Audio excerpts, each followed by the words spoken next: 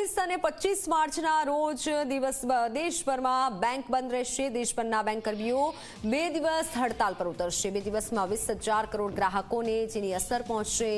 ગુજરાત સહિત દેશભરની બેંકના કર્મચારીઓ દ્વારા પોતાની વિવિધ માંગણીઓને લઈને રજૂઆતો કરવામાં આવી રહી છે અને એમ છતાં તેમની માંગણીઓનો સંતોષકારક ઉત્તર ન મળતા આગામી 24 અને 25 માર્ચના રોજ ગુજરાત સહિત દેશભરની પબ્લિક સેક્ટર બેંકના કર્મચારીઓ હડતાલ પર રહેશે। ગુજરાતના 53,000 બેંક ઓફિસર્સ, ક્લાર્ક અને પટ્ટાવાળાઓ હડતાલમાં જોડાશે।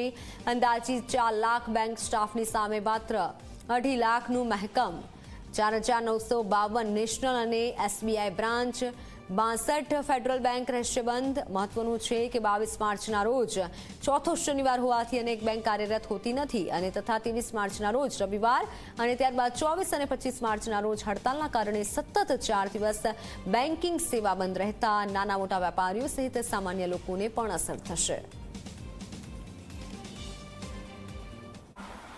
તારીખ 24 અને 25 માર્ચ એમ કુલ 2 દિવસ બેંક કર્મચારીઓ હડતાલ પર જશે।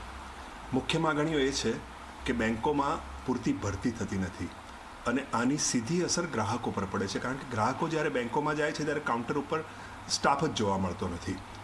મોટાભાગની બેંકો સ્ટાફ વિહોણી બનતી જાય છે। ઘણી નાની બ્રાન્ચો જે ગુજરાતમાં જે છે એમાં તો સ્ટાફ છે જ નહીં એવી હાલત છે। 2023ની ફિગર જોઈએ તો લગભગ 4.5 લાખથી 5 લાખનો સ્ટાફ હોવો જોઈએ।